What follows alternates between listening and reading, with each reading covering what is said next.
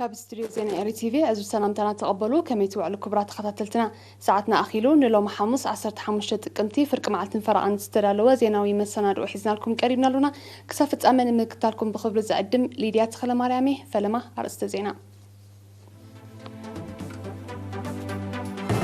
بريزيدنت إسياس أفورقي أبي إثيوبيا زغبرو عوت عدت فصيمو تمليسوم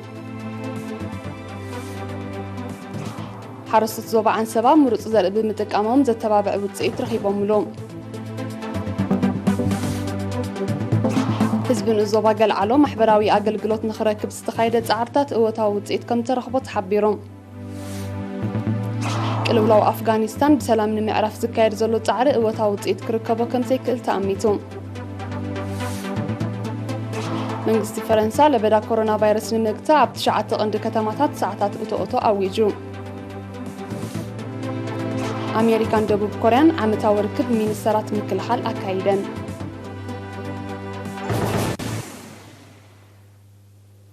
زرزر زينا قدما مينستر أبي أحمد بزغبرلو عدم مسرت كب 12 تقمتي أب إثيوبيا مبصح زفصمه بريزيدنت إسياس أفورقي أب كللات أوروميا دبوبن بينشانغول غوموزن زسلاسلو زلو لمعتاو بروجكتات مدبرات ممنጫው ጻዓት ኤሌክትሪክ ሕርሻ ቡን ሓጽቢ ሕዳስን ሃገራዊ ፓርክ ጨበራ ጭርጭራን ከም ዝበጽሕ ዝፍለጥ እዩ ዕዶቱ ዛዚሙ ድማ ተመሊሱሎ ንስተዳለወ ጸብጻብ ሻምቶ ወልደ ከቅርበዩ بريزيدنت إسياس أفورقي أب إثيوبيا زغبرو ناي سلسته معلتات عوت عدت فصيمو لومي نغو تمليسوم أبز عدت زي بريزيدنت إسياسن قدام مينستر أبي أحمدن أب كلتاون زوباون قدات سفحن كفوتن ميت بمكياد أب كلتيو عودتات متحبارم كعبيو تسماميعم بريزيدنت إسياس أفورقي أب عدتو ببينم لمعتاو مدبات كمون أب كتما بيشوفتو نزركب وانا مدبر حيل أير إثيوبيا بصحهم أزي بريزيدنت إسياس أب إثيوبيا زغبرو ناي سلسته معلتات مبصح زمدنا إرتران إثيوبيان النعمق يخيد كم زلو زرأيوم بريزيدنت إسياس أفورقي لومي كاب أهغراو معرفو نفرتي بولي أب استبقسلو قدام مينستر أبي أحمدن أمباسادر إرترا بفدرالاوت ديمقراسياوت ريبوبليك إثيوبيا آتو سمر رئيسومن أفانيومو ሚኒስትሪ ሕርሻ ምሩጽ ዘርኢ ብምዕዳል ሓረስቶት ምህርቶም ንኽሓፍሱ ዝተፈላለየ ጻዕርታት እዩ ዘካይድ ሓረስቶት ድማ ንዝወሃቦም ኣስተምህሮታት ብዝግባእ ብምትግባርን ጻዕርታቶም ብምሕያልን ዝተዓደሎም ምሩጽ ዘርኢ ጽቡቕ ውጽኢት ከም ዝረኸብሉ እዮም ዝሕብሩ ከም ኣካል ናይዚ ድማ እዮም ተጠቀምቲ ምሩጽ ዘርኢ ሓረስቶት ዞባ ዓንሰባ ዘተባብዕ ውጽኢት ረኺቦም ዘለዉ ወኪል ኤሪና ተስፋ ሚካኤል ገብረስ ተወሳኺ ጸብጻብ ኣለዎ ኤደን ገብረስላሴ ከተቕርበ እያ ሓረስቶት ዞባ ዓንሰባ كابتي بلمدي طراي زوترو زنبرو ناي عد اخل وصيوم مصنعتي زتغبرلو مروص زرئي بمتقامم اب زحفس مهرتي زياده ربح يرخبو مهلوم حبيروم عامين زي زرئ زفله ما زرأكو اني كبا 15 سب قال خلونا سلازم هنا زرئ صبق ربح رينالو صبق تطرينالو تحقسنالو سغا بزح ساعات زي بلعنا እንደገና አሳገና ንሕዋትና ከማና ዝመስሉ ንሕና ንመንግስትና መሳብና بخور عدادة تقبلهم جزئهم لنا مسكفلونا نحن خندقنا ربحنا خالق اتينا مالتنا جزئنا مالتنا كاب تقدمنا كنت قنطال 3 قنطال هذا خبر قام مع الصمدي كاب زين 4 قنطال 5 قنطال سقا 10 قنطال رخيب قبل خيل عن حج صبور رخيبنا يا بلعتي بمهرودي بخيلاتات تنا حرشة مصاحبنا حراينا تقبلنا مزرعنا كمان كنت حراينا تقبلنا حراي تقبلنا كن سعرنا حرصوس بقولهم كسرحنا سرهم صبق زري صبق مهرتي يمتعلنا أب جنفر منستر حرشة زوبا عن سبا حلفي أحدو زرئي منسي تسفى برهان حقوس بوغانو مروت زرئي حسرت زرئي نعد زتك حماماتن بالعتن على ما وعي زفترو زلو كلمة ولوتن زتصور بمخانو نحارستاي كاب أهلخي ناب أفراين مقيار زين نعق أبركتو خمزلو أبرهيو كاب نعد زرئي زركب زنبر أتوت كاب هكتار انت بزحه كاب 3 كسب 4 كونتال من بارو تقيسو دما كاب مروت زرقن اب هكتار كاب 10 كسب 15 كونتال كركب تثبيت كم زلو أرديو هذا بولتوك صعدا خونا بزح بلجاتاتي زلو خبتني عادي هذا ኣብ እትዋቱ እቲ ናይ ዓዲ ዘርኢ ካብ 3-4 ኩንታል ካብ ሄክታር ይሓልፍኒ እዚ ጻዕዳ ኾና ግን ክሳብ 12 ኩንታል ኣብ ገሊኦም ክሳብ 15 ኩንታል ካብ ሄክታር ይርከብ ካሊ ኣብ ቁመት ናይቲ ጉንቦት ተመጺናውን እቲ ጻዕዳ ኾና ክሳብ 12 ሰንቲሜትር ክበጽሕ ከሎ እዚ ናይ ዓዲ ዘርኢ ግን ካብ 8 ሰንቲሜትር ይሓልፍኒ ማለት እዩ ወላብቲ ንውሓት ቁመት ናይ ቃንጫ ተመጺናውን እዚ ናይ ዓዲ ዘርኢ ሕጽር ዝበለይ እዚ ጻዕዳ ኾና ግን ቁመት ስለ ዘለዎ ንተቃንጨውን መስርሒ ኣጉዶን ካልእን ስለ ዝጠቅም በዚ ከዓ ብልጽነት ኣለዎ ማለት እዩ ብልቱክ ጥራይ ዝጸንሐ ቀረብ ምሩጽ ዘርኢ ካብ ግዜ ናብ ግዜ ኣብ ሓረስቶት ተቐባልነት እናዓበየ ከም ዝመጸን ዝሓበረ መንእሰይ ተስፋ ብርሃን ኣብዚ ግዜ እዚ ኣብ መሸላ ስርናይ ካብ ጥረታት ድማ ቀጠልያ ዓተር ኣብ ውስን ቦታታት ተዘሪኡ ምህላውን ኣብ ዝመጽእ ግዜ ናብ መላእ ዞባ ንኽዝርጋሕ መደብ ከም ዘሎን ኣፍሊጡ ኣብዚ ዓመት እዚ ኣብ ንኡሳን ዞባታት ዒላ በርዕድን ሓጋዝን ምሩጽ ዘርኢ ብልቱግ ኣብ ዓዲ ተከለይዛን ምሩጽ ዘርኢ ስርናይ ኣብ ንኡሳን ዞባታት ዒላ በርዕድ ሓልሓልን ገለብን ምሩጽ ዘርኢ መሸላ ክዝራእ ከሎ ኣብ ንኡሳን ዞባታት ገለብ ዒላ በርዕድን ዓዲ ተከለይዛን ድማ ንፈለማ ግዜ ዝተፈተነ ቀጠልያ ዓተር ተዘሪኡ ኣሎ ሚኒስትር ሕርሻ ሓረስቶት ፍልጠቶም ንምዕባይ ብግብርን ክልሳ ሓሳብን ዝተሰነየ ኣስተምህሮታት ከም ዝወሃብን በዝውን ሓረስቶት ካብ ግዜ ናብ ግዜ ኣብ ምሩጽ ዘርኢ ዝነበሮም ፍልጠት እናበረኸ ይመጽእ ምህላው ክፍለጥ ተኻኢሉ ኣሎ ሚኒስትር ሕርሻ ልዕሊ ኩሉ ንቕሓት እዩ ዝዕቢ ማለት እዩ ዝዓበየ ዕላምኡ ንሓረስታይ ከመይ ጌርካ ንቕሓት ዕቢኻ ካብቲ ዝጸንሖ ናይ ዓዲ ዘርኢ እሞ ከዓ ምህርቲ ዘይህብ ናብቲ ብሉጽ ዘርኢ ከም ዝኣቱ ምግባር እዚ ዝዓበየ ሚኒስትር ሕርሻ ብመትከል ዝሰርሓሉ እዩ ጎን ናይ ዝኻኒ ከም መታብዒ ብፍላይ ነቶም ብማሕበር ዝተጠርነፉ ምዕቃብ ማይን ሓመድን ጎን ናይ ተኽስታዮም ከካይድ ንምባል እውን መሳርሒ ሕርሻ ከም ኣፍራዛን ባዴላን ዝኣመሰለ መታብዒ ነቶም ብማሕበር ከዓ ዝተጠርነፉ ነዚ እውን ንህቢና ማለት እዩ መንእሰይ ተስፋ ብርሃን መወዳእታ ሓረስቶት ዘዘውትርዎ ዘራእቲ ዓመታዊ ተመሳሳሊ ምዃኑን በዚ ድማ ትሕዝቶ መሬት ይደክም ምህላውን ጠቒሱ ሓረስቶት ኣብ ክንዲ ኣብ ግፍሒ መሬት ኣብ ንእሽቶ ምህርቲ ክረኽበላ ዝኽእል ኣተኪሩ ዝንንቕ ዘራእቲ ከም ጥረታትን ቅብኣን ክተኣታቱ ምዕቃብ ሓመድን ማይን ብዕቱብ ክሰርሕ መሬቱ ብባህርያዊ ድኽዒ ክህብትም ካብ ዓቕሙ ንላዕሊ ኩነታት ምስ ዘጋጥሞ ድማ ንኽኢላታት ሕርሻ ክውከስ ተላብዩ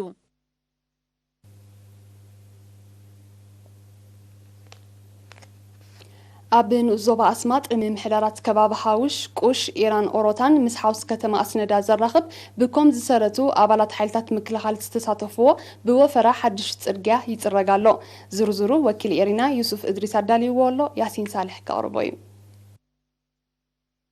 ኣብ ንኡስ ዞባ ኣስማጥ ንምምሕዳራት ከባቢ ሓውሽ ቁሽ ኢራን ኦሮታን ምስ ሓውሲ ከተማ ኣስነዳ ዘራኽብ ብኮም ዝሰረቱ ኣባላት ሓይልታት ምክልኻል ዝተሳተፍዎ ብወፈራ ሓድሽ ጽርግያ ይጽረግ ኣሎ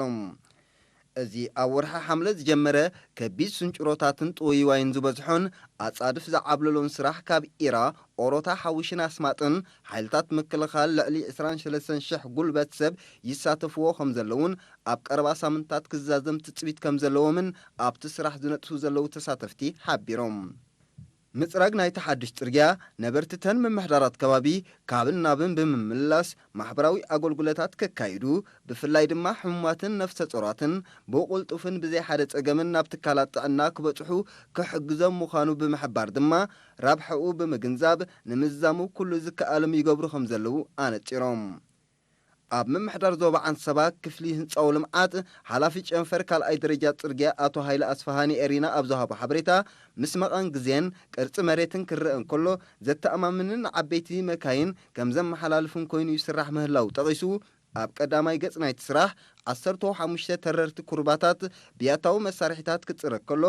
ኣብ ካልኣይ ገጽ ድማ ምትዕራይ ክግበረሉ ብምዃኑ ብምንጻር እቶም ካብ ኣስማጥን ሓውሽን ብምብራቃዊ ሸነኽ ዝተበገሱን ብወገን ሰሜናዊ ምዕራብ ድማ ካብ ኦሮታን ኢራን ዝግስግሱ ዘለውን ዝምስገን ስራሕ ሰሪሖም ኣብ ቀረባ እዋን ክዛዝምዎ ዘለዎ እምነት ገሊጹ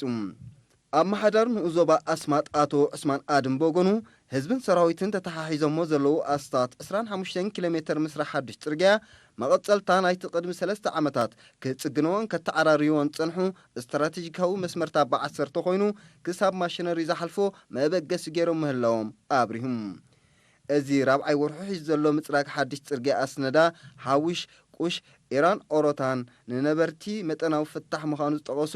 ኣብቲ ስራሕ ዝሳተፉ ዘሎ ኣባላት ሓይልታት ምክልኻል ድማ ህዝቢ ብንዋትን ትሕዝቶን ዝገብሮ ዘሎ ኣበርክቶ ብምንኣድ ደገፍ ማሽነሪ ኣገዳሲ ምዃኑ ኣስሚሮምሉ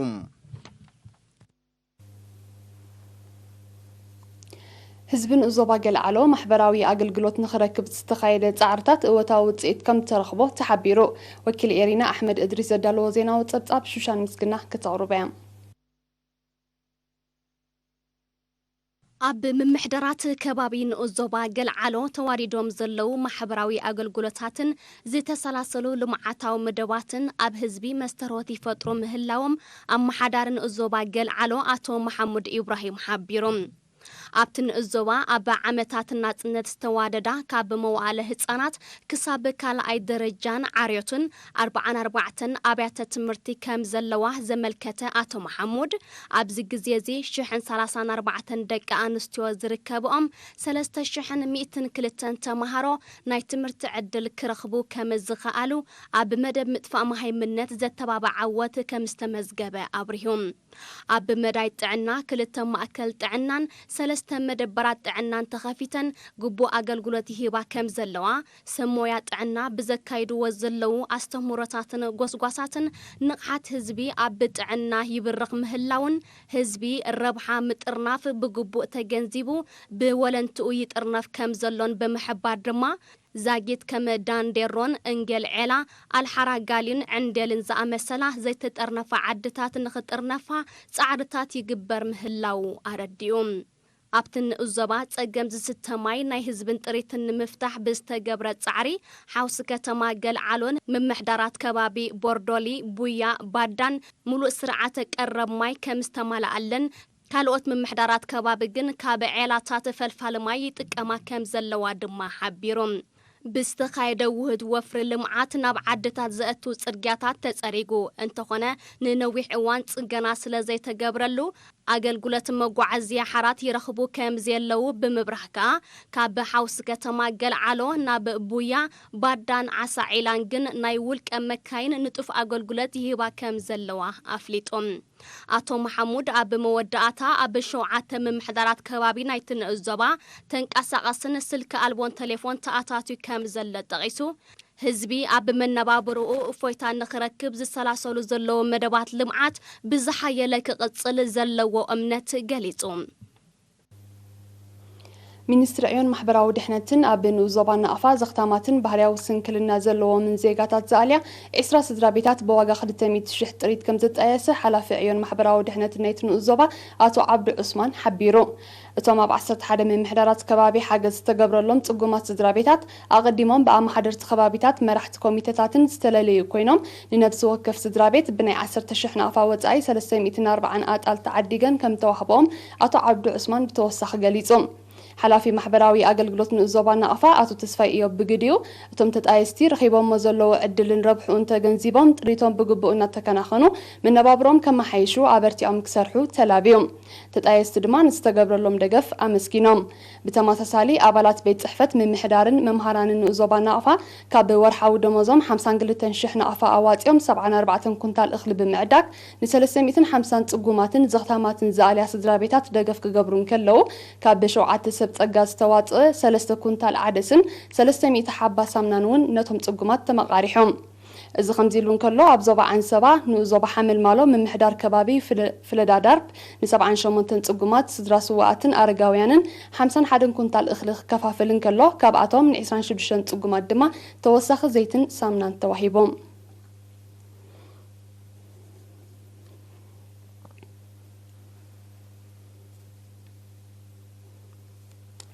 ቀፂሉ ዝቐርብ ዜናታት ወጻኢ ክቡራት ተዓዘብትና ምክታልኩም ክትቅጽሉ ደጊመ ብኽብሪ ዕድም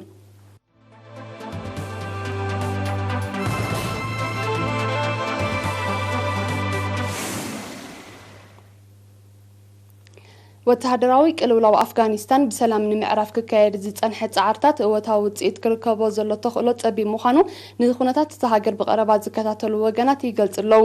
ንሳቶም ነዚ ዝሓበሩ ኣብ መንጎ ሰራዊት መንግስቲ አፍጋኒስታንን ዕጡቃት ጣሊባንን ኣብ ዞባ ሄልማንድ ጽዑቕ ውግእ ኣብ ዝካየደሉ ዘሎ እዋን እዩ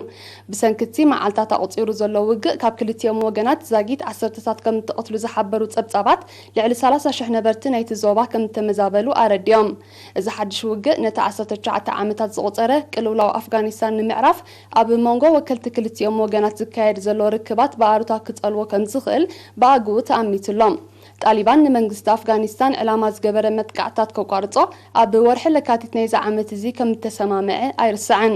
ኣብቲ ምስ ኣሜሪካ ዝተኸተመ ስምምዕ ኣብ አፍጋኒስታን ዓስኪሩ ዘሎ ሰራዊት ኣሜሪካ ክሳብ መፋርቕ 2021 ክወፅእ ምዃኑ እውን ተገሊጹ እዩ ይኹን እምበር በቲ ስምምዕ ዘይተቐየደ ጣሊባን ኣብ ልዕሊ ዕላማታት መንግስቲ አፍጋኒስታን ተደጋጋሚ መጥቃዕታት ከካየድ ከም ዝጸንሐ ይፍለጥ በቲ ስጉምቲ ዝተቆጥዐት ኣሜሪካ እውን ኣብ ዝሓለፈ ቀረባ መዓልታት ኣብ ልዕሊ ዕላማታቱ መጥቃዕቲ ኣየር ከም ዘካየደት ጸብጻባት ይጠቕሱ ብሰንኪቲ ሓድሽ ወተሃደራዊ ምዕባለታት ብፍላይ ጸጥታ ዞባ ሄልማንድ መሊሱ ከም ዘንቆልቆለ ናይ ቀረባ ተዓዘብቲ ሓቢሮም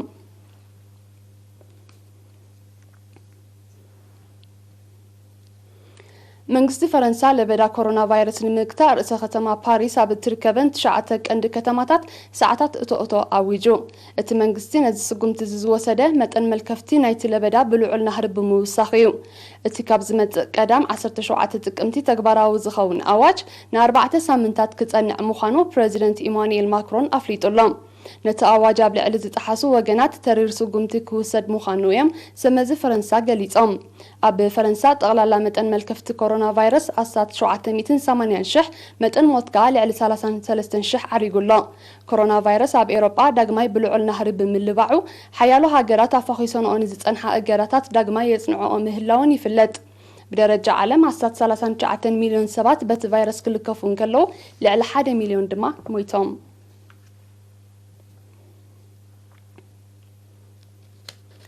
أمريكان دبوب كوريان تمال 14 ጥቅምቲ ዓመታዊ ርክብ ሚኒስትራት ምክልኻል ኣካይደን ጉዳይ ኒኮላሳዊ መደባት ሰሜን ኮርያ ቀንዲ ኣጀንዳ ናይቲ ኣብ ኣሜሪካ ዝተኻየደ ናይ ምምኽኻር ርክብ ከም ዝነበረ ተገሊጾም ይኹን እምበር ኣሜሪካን ደቡብ ኮርያን ኒኮላሳዊ መደባት ሰሜን ኮርያ ጸጥታዊ ስጋት ምዃኑ ካብ ምግላጽ ሓሊፈን ኣብ ልዕሊ ኣኽገብሮ ብዛዕባ ዝኽእላ ጽቕጢ ይኹን ስጉምቲ ኣብ ትርክብ ኣይሓበራን ሰሜን ኮርያ ኣብ ዝሓለፈ ቀረባ መዓልታት ኣብ ዘካየደቶ ወተሃደራዊ ምርኢት ዝተረቐቐ ክሩዝ ሚሳይል ከም ዘቕረበት ይፍለጥ እቲ ሃገር ነቲ ዶብ ሰገር ሚሳይል ክትፍትኖ ከም ትኽእልን ኣሜሪካን ደቡብ ኮርያን ክእምታ ጸኒሐን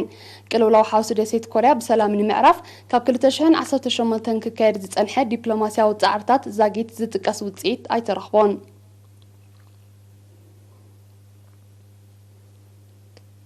እስራኤልን ሊባኖስን ንዓመታት ንዘከራኸረን ሞያዊ ዶባት ብዲፕሎማስያዊ ዘተ ንምዕራፍ ብመንጎኘት ኣሜሪካ ትማል 14 ጥቅምቲ ዝርርብ ኣካይደን እቲ ዝርርብ ኣብ ማእከላይ ቤት ጽሕፈት ናይቲ ኣብ ዶባት ክልቴን ሃገራት ተዋፊሩ ዘሎ ዓቃብ ሰላም ሰራዊት ሕብረት ሃገራት እዩ ተኻይዱ ክልቴን ሃገራት ንሰዓታት ድሕሪ ዘካየደኦ ዘተ ድሕሪ 2 ሰሙን ካልኣይ ርክብ ከካይዳ ተሰማሚዐን እዚ ተጀሚሩ ዘሎ ዝርርብ ን10ታት ዓመታት ኣብ መንጎ ክልቴን ሃገራት ንዝጸንሐ ኩሉ መዳያዊ ዘይምቅዳው ንምህዳእ እወታው ተራ ክጻወት ትጽቢት ከም ዝግበር ምስቲ ጉዳይ ቅርበት ዘለዎም ተንተንቲ ይእምቱለው ኣሜሪካ ነዚ ኣብ መንጎ እስራኤልን ሊባኖስን ተበጋጊሱ ዘሎ ዝርርብ ኣብ ሸጡ ንምብጻሕ ጻዕርታት ከም እትሕይል ኣፍሊጣላ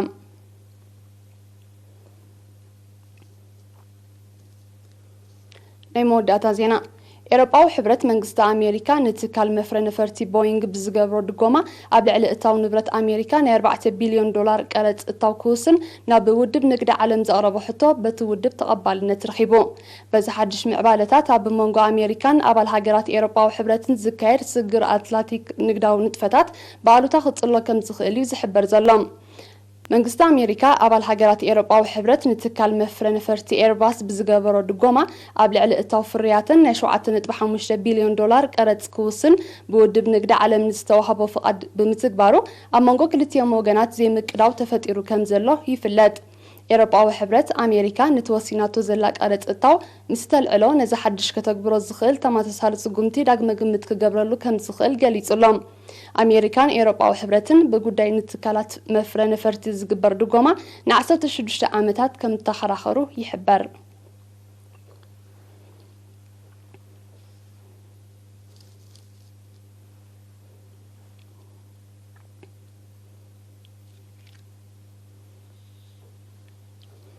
ክቡራት ተዓዘብትና ንሎም ሓሙስ ቀትሪ ዝተላለወ ሓፈሻዊ ዜናዊ ምስናድኦና ኣብ ዝተዛዚሙሎ ክሳብ ፍጻመ ምሳና ብምጽናሕኩም ኣመስግን ብወገነይ ብሩኽ መዓልቲ